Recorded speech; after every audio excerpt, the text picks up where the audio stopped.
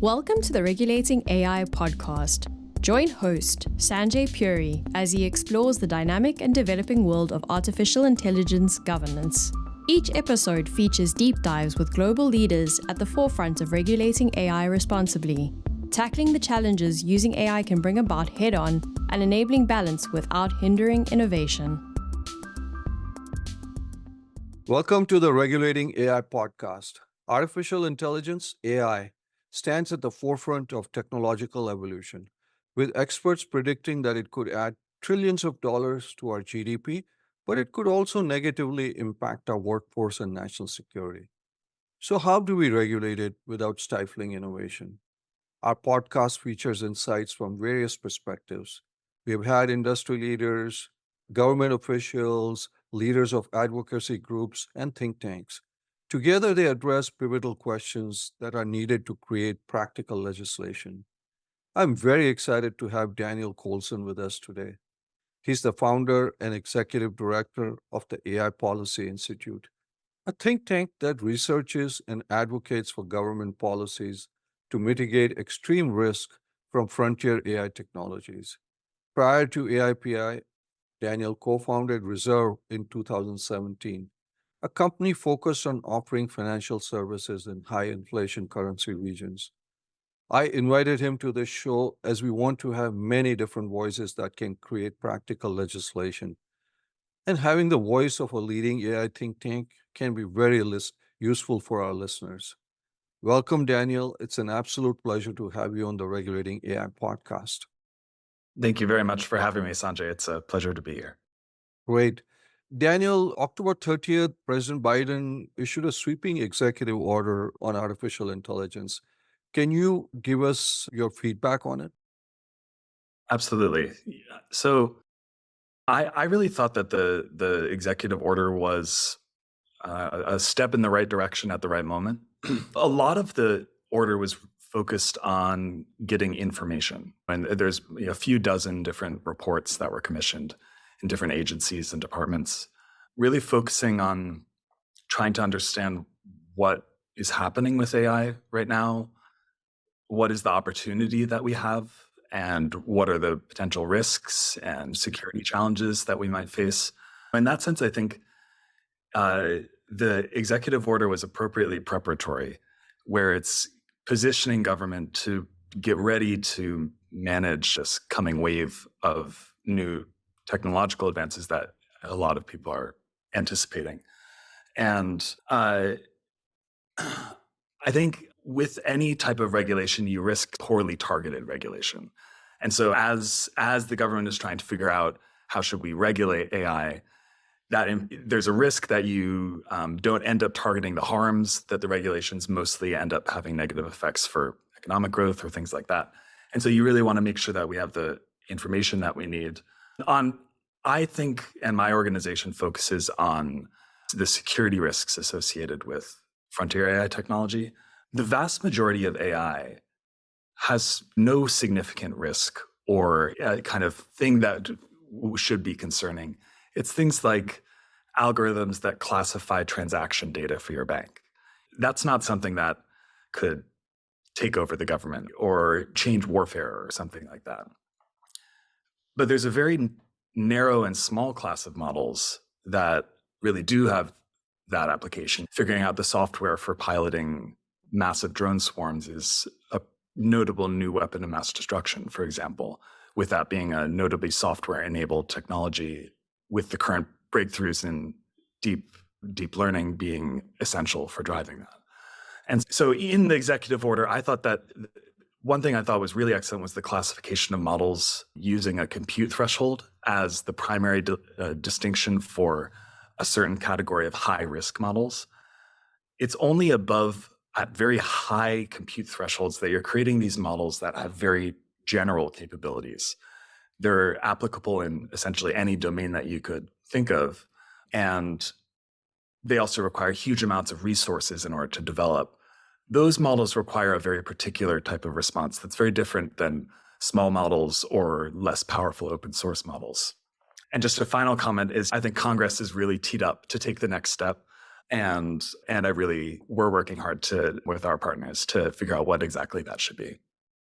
You gave us a lot of information that I've got some follow-on questions. We will talk about Congress later on because we are in DC, so we have to talk about Congress. Your point was that it's the frontier models that you worry about, and the risk-based analysis that the executive order laid out is important. When you look at the biggest risks, it's mainly you're talking about the frontier models, you talk about the drone swarms. Now, how do we balance innovation in AI with responsible development and use, Daniel? So to start with, I think it's useful to delineate what areas are safe and what areas there's maybe cause for concern. Most especially because the vast majority of applications are very safe. Like I gave this example of kind of bank transaction classification algorithms. Even more, GPT 3.5 level language models have been open source for a year plus now. I think that's a reasonably strong evidence that models like that don't pose very severe short-run security risks. And that's something that's really useful to take into account as we're trying to figure out for future frontier models that are being released and developed, where exactly should we put the thresholds and limits for what's too risky and what's actually good. But so to start with, I think it's these general purpose frontier models that have, I think, special risk characterizations of risks. One example of this is OpenAI released a report recently looking at the degree to which GPT-4 can enable biology PhDs to develop bioweapons, and found that it increased their success rate at producing successful plans by about 400%. Their characterization of it was different, but the particular thing was, and it's a little bit similar to the era when a human plus a computer was the most proficient way to play chess. I think right now we're in a similar era where the most effective way to do science is a human plus a computer. And so if you imagine any biology expert augmented with a frontier model, a truly frontier model, they will just perform much better. That obviously has dual use applications and then you just run into the problem where AI isn't a consumer technology. It's being developed by consumer-oriented companies in a lot of ways. But when it's able to do science that's being directly applied to weapon systems, it's just a much bigger can of worms. And so that's a can of worms that we're opening. And everyone's worried about it and trying to deal with. That's true. Daniel, couple of points that you mentioned. You said it's 3.5 or equivalent. You're not as concerned because they can do banking related transactions. Mark Zuckerberg, about a month ago, came out and said that they're going to release Llama 3, which all indications are it's going to be for ChatGPT 4.0 equivalent or more. And he even said that they might release AGI in the future as an open source because there is a debate on open source. And then you have Mistral and a few others that are releasing these open source. Does that concern you? You were not concerned about 3.5, but now we're getting into 4 and beyond range, where, as you said, some of these bio experts will have that. Any thoughts on that? Yeah, so you're touching on a couple really important issues. I think one component is, as these frontier models continue to scale, where exactly are we going to encounter very powerful and dangerous capabilities? And then separately, how should we think about whether or not to be open sourcing those models? Just starting with the open source question, I've found that the history of Stability AI's open source image models has been a really useful kind of case study for how open source dynamics work, especially around abuse, where there have been very large online communities that have sprung up dedicated to the fine-tuning of their open source models for the production of photorealistic child pornography, and which I think of as roughly the maximally abusive application of an image model. If you think of image models as a technology, this is like the upper bound, roughly. So you would imagine that you wouldn't have that, or at least insofar as you can restrict it, that companies would go about putting in place restrictions. The problem is that it's not possible to enforce any content restrictions for any open source model. And the reason for this is because let's say that you train an image model and you exclude pornographic images from the training set. You might think that leads to a model that can't produce pornographic images. The truth is that if you open source that model, you can, with a home computer and maybe a few $100s, modify that modify that model such that it retains all of the capabilities it developed in training, photorealistic abilities. You type in text and it really creates the image. What you do is you then just retrain it, adding in pornographic images, and now it has all of the pornographic abilities. More specifically with CSAM material production, people have put together their own training sets. You combine a training set like that with Stability AI's open source models, and now you have what I think of as a toxic chemical waste spill of software release in terms of harms, where you have a very single point of release that has a stunningly scaled harms. And I think in that sense, I feel uncertain about how to manage the open source issues because you can't maintain any content restrictions. And very notably, Mark Zuckerberg and Jan LeCun have deliberately misled Congress to think that you can. And it was demonstrated during the first Schumer Insight Forum when Mark Zuckerberg claimed this, and then Tristan Harris whipped out his customized bad llama and had it produce instructions for anthrax, which Mark Zuckerberg a minute earlier said was not actually possible with llama. So I think if these models really do transform our political world and have very significant security concerns, I have trouble imagining how those models are okay to open source, because that causes them to proliferate to our geopolitical adversaries. It causes it to proliferate to every bad actor, small and large. At the very least, we can choose to open source later in some sense. And there isn't that much harm for choosing to open source a little bit later, especially because we have that choice available, given that it requires hundreds of millions to billions of dollars and tech giant resources to create these systems. So fair to assume, Daniel, that you're against open sourcing of these models? Not all open sourcing, and certainly not all open sourcing. I think a strong argument in favor of the essential value of open sourcing is that you need to have access to the open source model in order to understand how it works, in order to do artificial neuroscience in some sense. And so that's essential for safety research. But I think very specifically the absolute frontier models that are pushing the bounds of capabilities, those certainly should not be open sourced right away. And even something that I would suggest is, I think we really have no idea today what the security risk profile of a lot of these models is, because they're not actually being thoroughly tested. For example, in order to properly test these models, you want to do so in a classified environment with compute at scale, such that you have access to all of kind of the details. That's the environment that you can really tell. And right now it's closer to the AI companies found a biograd to consult with them. It's maybe a bit better. I think they're working very hard to do a lot better than that. And that's not a totally fair characterization, but the White House has invoked the DPA, the Defense Production Act, to force some of these companies, when you talk about these frontier models, to obviously show them the safety and all these other things. But Daniel, your think tank is working on the Hill quite a bit.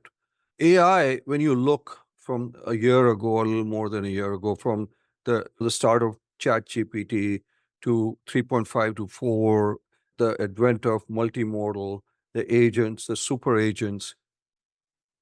How is legislation and how are members of Congress going to keep up with the incredible pace of this technology? It's like it's for tech people. I talk to my friends in tech; they have a hard enough time trying to keep up. How are legislators and regulators? What are your thoughts, and how are they going to keep up with regulation and legislation? Yeah, it's a lot of changes very quickly, which is something that I think government usually struggles with. One illustration of this is I think until quite recently, the idea of AGI was seen as a taboo idea or a sci-fi thing, like not something that's real and not really something that you can talk about in public or in sort of serious mainstreams, at least in Washington. So one way in which I do like that Meta came out and said they want to open source AGI is because it helps with the message to Washington that AGI isn't some sci-fi idea. All of America's leading AI labs have it in their publicly stated objectives and missions to try to develop it. And I think in some important sense, the technology governance issues from the last few decades haven't really been dealt with yet. Where I think of social media, the privacy issues that have been, and mass surveillance issues that have been suggested by the internet, and now the tech companies scaling into very powerful AI technologies. All of these is being, in some sense, erosions of government power and a transition of power towards the tech companies, and also governance responsibility for more and more of society. And all of those issues are stacked on top of each other. And I guess in terms of Congress keeping on top of these things, I think the Schumer Insight Four were really helpful. It was a great idea by Senate Leader Schumer to focus for 6 months on educating Congress and bringing in all of the experts that we might need and want, helping offices build relationships with experts and bridge the divide between Silicon Valley and Washington, because there's very little overlap between those two. And especially insofar as there is overlap, most of it is the lobbyists of the tech companies and not independent groups that are trying to take a slightly more, maybe slightly less biased sort of stance on some of the tech developments. So that's a long way of saying it's a work in progress. Yeah. But you again, Daniel, brought up some excellent points, which I want to follow up with you. Senator Schumer had these learning sessions, insight sessions, as you said, for a 6-month period. And there have been other stuff. He brought in tech leaders from Silicon Valley. Where are leaders of community colleges? Where are manufacturing companies? Where are healthcare, rural healthcare companies? You think they're not going to be impacted by AI? Healthcare is key. Rural healthcare access to healthcare is key, and AI can play a huge role. But there are privacy data issues. Manufacturing with robotics is having a chat GPT moment as we speak. So I understand and it's a great first step, but do you think, because you are the guest, not me, that we need more voices here? Because you don't want a AI divide like we have a digital divide in this country, do you? Absolutely. I think we definitely need more voices. In an important sense, it's right that AI is a platform technology, like a combustion engine or like electricity. And in that sense, it's going to touch every industry. It's going to touch every one of our jobs. It's going to transform all of our lives in pretty profound ways. And I think an interesting question that suggests is who should get to decide about those changes? The mode of technological development that we've had has been, you might say, something close to libertarian extremism, where when there's a new technology, a company can deploy that technology without any sort of approval or consent for the most part, and reaps all of the benefits. That isn't to say that we should switch to some regulatory form where you can't deploy technology, but it's more to say that in other areas of extremely high risk and high impact technology, you have to take the governance issues seriously. And a good example comparison for this is human cloning, not on the basis of international treaty, but on the basis of international stigma. There's been very little creative genetic engineering of humans. I think a part of that is driven by that, you know, in some sense, none of us should be able to unilaterally create a new human species, create a new country where everyone is born via exclusively artificial birth processes. I think you get subject to all these sudden plausible political nightmare scenarios. And so I think, at least in the bioethics area and with human cloning, the world has taken an unbelievably conservative stance. I think that's been probably really good. And so I think similarly with kind of some of the AI stuff, there's this unilateralism problem where if humans suddenly get displaced by one of Meta's products, it feels like there should have been maybe a different process than just Mark Zuckerberg and Jan LeCun making the call. Yeah. But then, just to follow that point, you have all these Silicon Valley companies that you have seen. They're saying, please regulate us.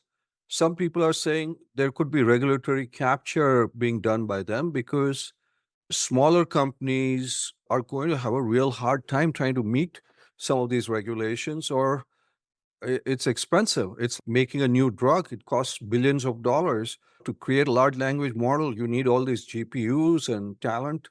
So the question becomes is, are you afraid of any kind of monopolies happening in the AI sector? The regulatory capture issue is an interesting one. I think most people have become convinced, at least, that Sam Altman is interested in regulation for regulatory capture purposes. I personally think that Sam Altman actually isn't his intention. I think he actually thinks that would be a reasonably good safety policy. That said, there is definitely risk of regulatory capture in the sense of, if you need a license to develop a model and you need to know the guy that gives the licenses in order to get that license, then that creates an unfair dynamic. But I would point out a slightly different issue, which is a lot of tech products so far have been consumer products. It's like Venmo or something is a consumer product. The AI models aren't consumer products, or at least they have a stunningly wide range of applications in politics, military applications, et cetera. And so I would maybe say that, and this is actually how I feel about this, because I also want the growth and technological transformation, positive transformation that can be brought by this. But if we don't deal with the problems that it proposes for our society, then we won't get those benefits. And I think the case of 11 Labs' deep fake voice technology being used in a robocall that called hundreds of thousands of voters in New Hampshire, saying that they should save their vote for the general election, don't vote in the primary. And with Mark Andreessen being the lead investor in that company, that's actually not an okay thing to have happened. Kind of major, that's a major problem. And so I think it's really in these companies' interests, in the sense that, given that they're building technologies that have such incredible promise, that full scope of applications and concerns needs to be taken seriously, because we all want the benefits from this, but we don't want to lose our democracy or have all the things get broken in weird ways. And I think people feel that's how social media went, is that we deployed this technology and it broke everything in all of these weird ways, and we're trying to put the pieces back together. And I don't think people want to do that again. So let me just follow the example of 11 Labs and the robocalls in New Hampshire. So let's say 11 Labs was the technology that was used. There was a company that, again, where it was pushed out through, and as you said, A to Z invested in the company. So if AI causes harm, let's just say in this case, who should be liable? Is 11 Labs liable, the political company that pushed it out? Or where do you assign liability here, Daniel? That's a great question. And something that's been, I think, at the center of the political conversation recently in terms of kind of what sorts of legislation we might see in the short run. Starting with on the user side of things, things like non-consensual deepfake nudes, I think probably should be illegal, and the user generating those images should certainly be liable for that. That's something that I think issues around Taylor Swift recently have brought into quite a high profile awareness. Similarly, things like following the robocall in New Hampshire, the FCC had a declaratory ruling clarifying that is illegal. That's a case where, again, I think the user should be liable if they use the technology in this way. Generally speaking, though, I think on the user liability question, it usually is a little bit more straightforward because we have a lot of, I think, experience with dealing with individual liability questions. And there where there's a lot harder questions is on the developer liability side of things. Whether and to what extent and in what exact manner developers should perhaps be liable for certain harms. I've generally held the stance that model developers should be liable for the content moderation of their products. And if they can't maintain any content moderation promises, then that's actually not an acceptable level of assurance. If you're putting out voice cloning technology and you can't say, I have no idea if this will be used to call hundreds of thousands of voters, then that's not the appropriate level of care in the deployment of that technology. So in that sense, I think 11 Labs would appropriately be held liable for their technology being used in an extremely abusive manner and for facilitating election interference. Similarly, I think Stability AI should be held liable for the facilitation of the massive scaling of CSAM image production, because it's specifically their image model that's led to the massive scaling of a lot of that. Now, I think there's, along these lines, then I think people might suggest if all of these capabilities are inevitably going to end up in open source models, who is the developer in that case? It seems like there's going to be lots and lots of developers releasing these things. And in that sense, that's the way in which we're in a fortunate circumstance where small models are still reasonably safe and the very large models that are coming seem to be the primary threat. And so I think we're actually in a moment where we've seen a bunch of AI technology and have an opportunity to try to make a call and to try to regulate AI and to make it go better. And I think that requires a clear delineation of who's responsible. And the key thing with I would say the frontier model developers is that there's a very small number of actors that are able to produce these most powerful general AI systems. And in the pursuit of developing superintelligence, the only path that anyone seriously sees available is taking advantage of the scaling hypothesis and basically dumping mass billions and billions of dollars of compute and electricity into trying to train these sort of super systems. And for those projects, there's really strange risks involved. And something that I've been strongly supportive of is that those models should have strict liability for catastrophic harms. With strict liability meaning that you don't need to prove negligence on the part of the developer to prove that they're liable for a harm. And the thing I mean by catastrophic harms is harms, let's say, above $100 million of damages.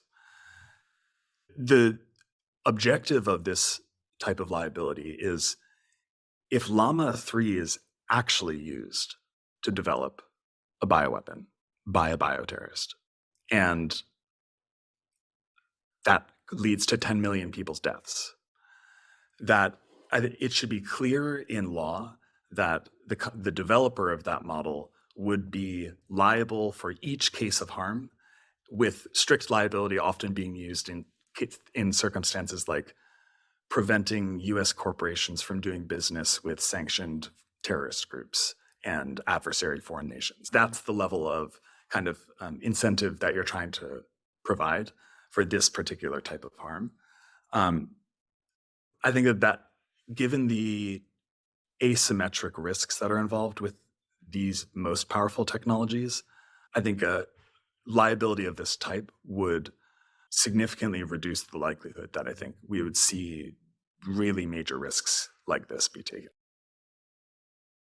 Not to make light of the millions of deaths that you talked about, are you concerned that some of this, like when you talk about Llama 3, Stability AI, 11 Labs, it could stifle innovation? That's what kind of is, because there are a lot of good things that are also coming out of 11 Labs in some ways, the voice translation, language translation, and other things. But or for just across the board, could it have a chilling effect on innovation in many ways?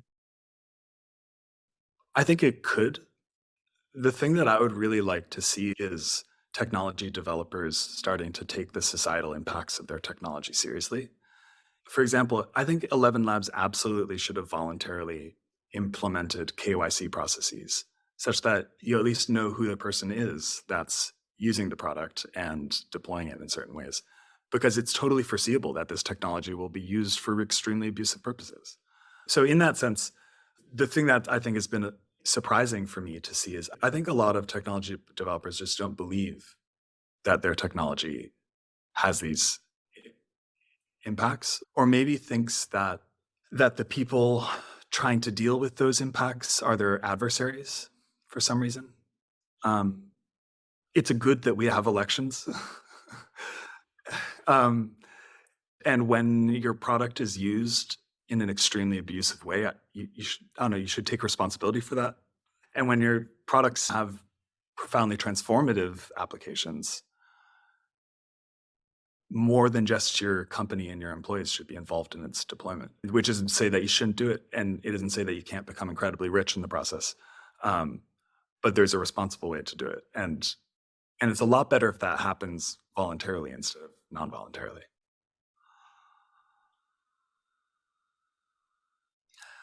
I think we do need legislation to hold everyone accountable to the same set of rules. I think if it's entirely voluntary, that would create a large incentive for someone to be a bad actor. And so you want to hold everyone to the same rules, but then have that create a very clear pathway for how to be extremely innovative. So, shifting gears, Daniel, do you believe there's a need for industry specific regulations for AI, or should legislation be more broadly applicable across different sectors like the EU AI Act has? Because the healthcare folks say, hey, our industry is completely different, education, housing, etc. What do you think? Generally speaking, the most important models that are being developed are the foundation models, which tend to be general purpose and multimodal and have applications in every sector and industry. And so in that sense, I think it's more appropriate for regulations that are dealing with those general purpose models to target those models in particular and to think about them in a generalized way. That said, in certain very narrow areas, there are, I think, a different set of rules that will need to be worked out and applied for very particular types of harms. I think one that I think of is automated cyber attacks, where models that are particularly capable at programming will be a particular subset. And now those will have a different set of security concerns and applications. Where once again, a coding language, a very, very good coding language model is just so insanely valuable for anyone that has it. But when we think of the idea of 100,000 servers being deployed with this bot trying to hack every American corporation by geopolitical adversaries because we open sourced the model, yeah. Daniel, shifting to workforce and employment, there are a lot of different reports. McKinsey, IMF came out that there could be impact of 40 to 60% of our workforce, white collar jobs that could be impacted here in the US and maybe other parts of the world. And on the other hand, we've had executive order talk about that we want to be the country that attracts the best and the brightest, try to make a big push on that with tweaking immigration rules or making going out and getting them. What role do you think the US Congress can play in this? This one is this huge transformation in terms of jobs, and then obviously the desire to attract AI talent from around the world to come to the US because that's right now number one priority for every country. It's not just the US, every country. AI is becoming like it's AI nationalism, so to speak. That's right. I think skills-based immigration, and particularly allowing AI scientists to come to the United States, would be one of the most positive narrow policies maybe we could pass. Most especially because so many people want to come here. The US is already the decisive global leader in AI technology, which is phenomenal for our kind of strategic position in the world, and we absolutely want to stay that way. And it makes me think of immediately following World War II. There was an awareness that there was going to be an emerging race between the United States and the Soviet Union. And in response to this, the US government had this Operation Paperclip, in which, German scientists were deliberately brought to the United States to work in government scientific programs because with one of the most important scientists of the 20th century, Wernher von Braun, being brought to the United States, later developing the Saturn V rocket that powered many of the Apollo missions. I think there's a storied history of the way in which the United States being open to very high skill immigration, even somewhat politically questionable immigration, is just a great idea for our security. And especially because the people want to come. And there are, in many cases, green cards to 100 people would cause certain adversaries to not really have an AI industry anymore. That's very interesting. Now, how about taking the other view of the displacement that's going to happen to the workers through AI? What do we do? Because when we talk about numbers like 30%, 40%, 60%, and lately you hear about even the tech companies are shedding jobs for variety. They're doing great financially, but they're shedding jobs. What are all these workers supposed to do?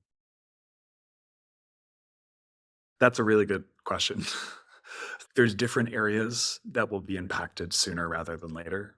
It's usually not too hard to see that coming. And so I would really advise workers to be strategic about what skills you're developing and be aware of the potential for automation. I think translation services and transcription services and graphic editing, a lot of these things aren't jobs anymore. Though there are still people doing them. But I would say today, a bunch of those things like that are changing. And Customer service? I was seeing a company that was specifically advertising their human customer service agents the other day. So I wonder whether those will stick around for the premium service. My guess is that probably the AI computer customer service people will be a lot better, like way better than the human ones on average. On the labor side of things, I'm generally amenable to the idea that like technology changing employment has generally been very positive. It's led to new jobs and economic growth, and everyone is mostly, for the most part, better off, though there is significant difficulty and suffering along the way that's not to be under. The transition from an agricultural to industrial economy was one of the most storied periods of human suffering, I would say. And I think a lot of the concern that I have with AI is that the automation happens so fast. You can deal with 1% of the population having their job fully automated, but if in the next 5 years, 50% of people or something, I'm worried about basically those really rapid transitions where suddenly we reach a 50% unemployment level. My suspicion is if companies are laying off people at those levels, I don't think they quite would, because in substance it obviously creates social problems, and in many ways these companies are still going to be quite profitable. If you're I think generally people that are kind of part of a company team will be less exposed than people that just have a job. And I think that I think something that I've seen within Congress is this is one of the areas that there's just quite a lot of no-brainer support, that there just are, there's just going to be a lot of job retraining that's needed. It's something that government already does and invests in many ways not that well. And I think it's something we should do more of. Okay. Government should get more involved in job retraining for the huge changes that are, as you said, about to hit us. Daniel, there are been over 100 plus bills, maybe 130 or so in Congress relating to AI. Are there any ones which one or two or three which seem the most promising from a legislation standpoint? Yeah. The two that I wanted to point out were, the first is the Holly Blumenthal framework. Their approach is very interesting because they are using liability as one of the key ways to manage risk from these models. And I think that's one of the most promising approaches that we have for having companies and their investors take into account some of these issues. So we've been very supportive of a lot of the work that those offices have been doing. And the other one that I wanted to point out, and this is not a bill that's been introduced yet, though Senator Cantwell, there was some information from her recently that Senate Leader Schumer has really put AI legislation on the agenda for this year and is going to have more information coming from his office. I don't know what that information is, but I think his leadership and the forthcoming bill that we'll see from his office and the partners involved with him, I think that's probably going to be the most important AI legislative effort this year, and is something to really pay close attention to in terms of what direction US AI regulations are going. So, final question to have you look at your crystal ball. Are we going to have comprehensive AI legislation this year? You just said Senator Schumer is going to have something out. Because we're going to have you come back 6 months later. I think I'm just kidding. You can. We want your prediction. It doesn't matter. I think that it is looking very promising. Some people might say different things, but I think Republican and Democratic leadership wants it. And different components of AI legislation are getting it across the line. I think the deepfake nudes, the election interference issues, these are demonstrating and providing lessons to Congress that this technology is starting to have some impacts. And it's really good to get out ahead of this, because something that I've heard a whole bunch of different members say is, we really let social media get out from under us. The harms scaled, our society transformed. We're living in a totally different world now, and government didn't really even move. It didn't even really do much along the way. And I think that is seen as a bit of, that isn't the way that I think people would have wanted that to go. And I think no one wants to repeat that with AI.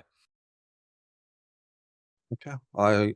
We really will be watching very closely, and we'll be looking forward to getting you back here. But Daniel, final remarks to our audience, which is members of Congress, their staff, think tanks, and its global industry, civil rights advocates. It's your closing remarks for them, sir. The final thing I'll say is just, we're in a really interesting moment, seeing this technology coming, but having it not quite here yet. And it's hard to be creative enough and imaginative enough to figure out what the future might look like. And I just find it so illustrative to think back to past technologies and how impossible it is to imagine how transformative those things can be, and let yourself get a little bit creative with AI. It seems like the technology we're getting is an automation of intelligence. An automation of intelligence, it means that the thing that humans are good at, now the machines are good at it. We named ourselves Homo sapiens, the smart ape. But we're not going to be the smart one anymore. We're going to be the slow one relative to the AI. And that really changes what it means to be human. And it changes whether or not we're the most powerful ones around. These are really hard and big questions.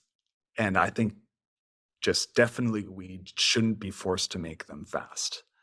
And we shouldn't be letting the people that are most incentivized to do so in irresponsible ways because they'll benefit from doing it that way. I just caution that they're not always the right ones to listen to. They know a lot about the technology, but a lot of the time they don't actually even know that much about the societal impacts because they haven't really thought about it. They've been thinking about the technology. And we need to think really hard and carefully about where we go from here. Think really hard and carefully where we go from here. Some great thoughts, some scary thoughts from you also to think of. As you said, we're not the only smart ones around here, maybe less smart in some ways. But we had a very smart one on our podcast today. Daniel, thanks so much. This was really good. We covered a lot of ground. I could have gone on for hours on so many different topics, but we'll have you back again here. Thank you for taking the time, Daniel. Thank you much, Sanjay. It was a real pleasure. Thank you. Thanks for tuning in to the Regulating AI Innovate Responsibly podcast. You'll find links in the show notes to any resources mentioned on the show. If you're enjoying our podcast, please subscribe so you'll never miss an episode and leave us a 5-star review.